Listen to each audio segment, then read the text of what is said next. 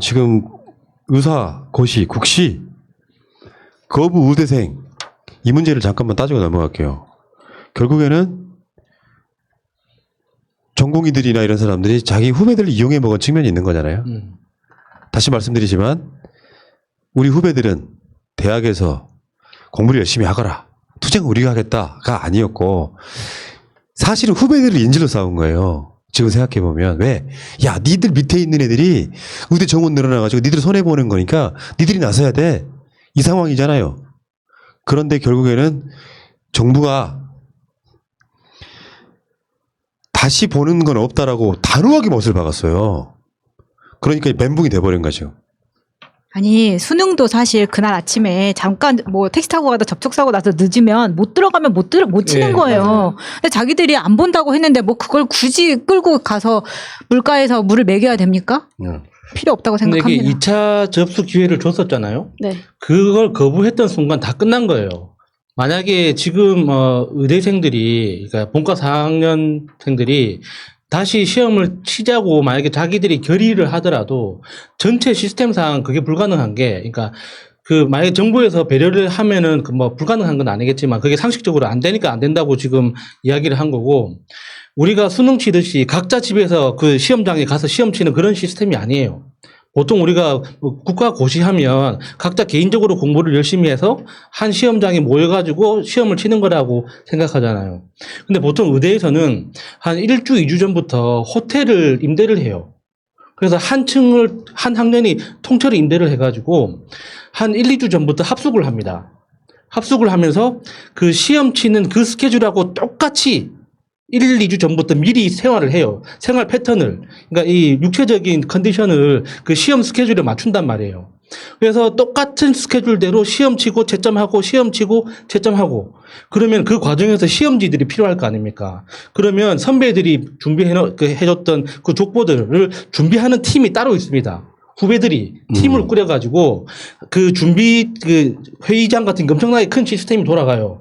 거기에 뭐 복사기하고 컴퓨터하고 막 다 들어가가지고 거기에 후배들이 또 밤새서 시험 문제 만들고 뭐 답안지 만들고 채점표 만들고 막 해가지고 한 1, 2주 내내 그런 걸 그 생활을 계속 반복을 해요. 근데 만약에 지금 이 1차에서 연기돼가지고 호텔하고 계약을 해야 될 거 아닙니까? 그 계약이 이미 미뤄졌어. 그러면 복사기 임대업체하고 PC 임대업체하고 전부 다 연관되어 있는데 네. 그걸 어떻게 할 거냐고. 큰일이네. 만약에 지금 오늘 만약에 시험 보겠다고 결정을 해도 그 팀들이 준비가 안 되면 그 사람들이 시험 보는 게 그러니까 자기들이 봤던 대로 준비를 했는데 그러니까 그렇게 이렇게 합숙하는 걸 모델을 머리에 놓고 공부를 했는데 멘붕이 와버리는 거지. 개인적으로 못하니까. 궁금한 거 하나요. 그 컨닝한다는 문제. 먼저 선발대가 시험 보고 컨닝한다는 문제는 어떻게 된 거예요? 그 상황 이해가 잘 안 되더라고요. 글쎄요, 그거는 시험 제도가 지금은 어떻게 됐는지 모르겠는데, 그러니까 제가 그 술 사준다 그래서 그 의사 선배들 그 시험 치는 거 도와주러 호텔에서 한 일주일 정도 이렇게 스텝으로 매일 저녁마다 이렇게 술 먹으면서 도와준 적이 있었는데 그때 알게 된 거예요.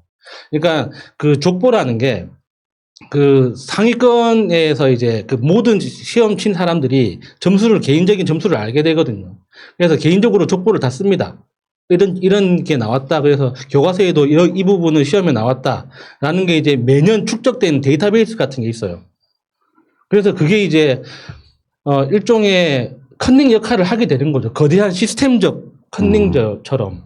원래 이제 우리가 국가고시라고 한다면 그냥 개인이 열심히 공부해서 뭐 10년, 15년 동안 그것만 공부했는데 이게 시험을 쳐서 공부를 해야 되는데 공부해서 시험을 쳐야 되는데 그게 아니라 굉장히 시스템을 구축해서 체계적으로 준비를 하고 있다 이거죠.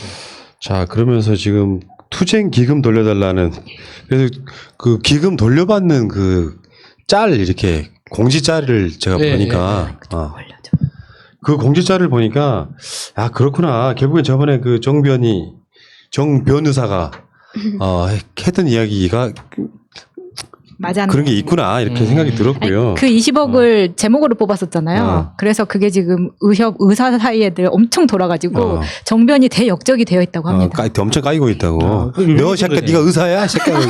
유명해진 거네요. 의사 아니고 변호사거든. 후원금 환불 이런 것도 있고 오늘 보니까 그 최대집이 국시를 다시 안 보는 것에 대해서 막 비판하더만요. 이거 모자란 거죠. 왜? 정부랑 또는 민주당하고 이렇게 합의를 할 때 그걸 넣었어야죠. 그러니까 의사 국시에 대해서 볼 수 있게끔 해주는 쪽에 합의를 넣었어야 되는데 그걸 안 넣고 합의를 본 거니까 정부 입장에서는 합의사항도 아닌데요. 사실은 원칙은 지키고 싶은 거죠. 의사가 한정되어 있는 자원이다 보니까 어쩔 수 없이 합의는 봤죠. 우리한테 욕을 막 먹으면서까지. 근데 우리는 이해는 하잖아요. 이 코로나 상황에서 의사들이 복귀해야 된다고 이해는 해. 근데 의사 국시에 대해서 서로 합의를 안 본 상태로 하니까 정부 입장에 다시는 없다. 그래서 한 3,000명 정도가 시험 못 봤다 그러잖아요. 그러니까 그 후배들은 얼마나 배신감 느끼겠습니까? 그 모든 협상에 자신들이 포함되어 있는 줄 알았는데 그 협상 안에 자신들이 빠져 있었다는 거잖아.